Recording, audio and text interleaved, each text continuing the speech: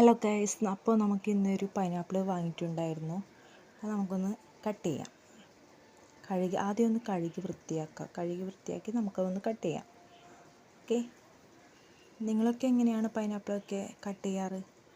ഇങ്ങനെ തന്നെയാണോ? പറയണേ എങ്ങനെയാണ് കട്ട് ചെയ്യാറെന്ന്. ഫ്രണ്ടും ബാക്കും കട്ട് ചെയ്ത് അതിൻ്റെ തോലൊക്കെ കളയുക, മുകളിലത്തെ ഭാഗങ്ങളൊക്കെ.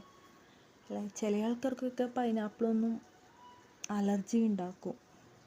എല്ലാവരും കഴിക്കാറില്ല. നമ്മളിവിടെയാണ് കുട്ടിയൊക്കെ ഭയങ്കര ഇഷ്ടമാണ്. വേറെ ആരും അധികം കഴിക്കാറില്ല പൈനാപ്പിൾ. അതുകൊണ്ടാണ് ചെറുത് വാങ്ങിയത്. കുറച്ചുള്ളിലോട്ട് ആ മുള്ളു പോലത്തെ സാധനങ്ങളൊക്കെ കളഞ്ഞിട്ടില്ലെങ്കിൽ വല്ലാണ്ട് ചൊറിയും.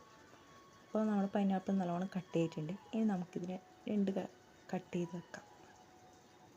ചെറിയ ചെറിയ പീസാക്കാൻ വേണ്ടിയിട്ടാണ്.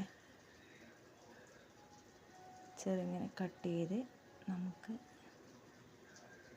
കഴിക്കാം. നിങ്ങളൊക്കെ ഇങ്ങനെ തന്നെയാണോ കട്ട് ചെയ്യാറ്?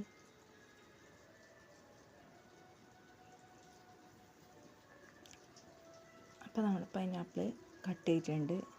ഇനി നമുക്ക് ഇതിൻ്റെ മുകളിലായിട്ട് കുറച്ച് മുളക് പൊടി ഇട്ട് കൊടുക്കുക, കുറച്ച് ഉപ്പിട്ട് കൊടുക്കുക. പൊടി ഇട്ടതിന് ശേഷം കുറച്ച് ഉപ്പിടുക. എന്നിട്ട് കുറച്ച് വെളിച്ചെണ്ണ ഉറ്റിക്കുക അതിന് മുകളിലായിട്ട്.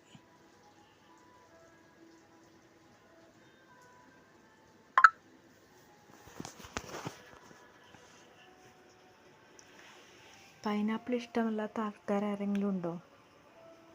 എല്ലാം കൂടി ഒന്ന് യോജിപ്പിക്കുക. നമുക്കൊന്ന് കഴിച്ച് നോക്കാം. സൂപ്പറായിട്ടുണ്ട് കേട്ടോ, നല്ല ടേസ്റ്റാണ്. നിങ്ങളാരും ഇങ്ങനെ കഴിക്കാറില്ലെങ്കിൽ ഒന്ന് കഴിച്ച് നോക്കണേ, എന്നിട്ട് പറയണേ, അഭിപ്രായം പറയണേ.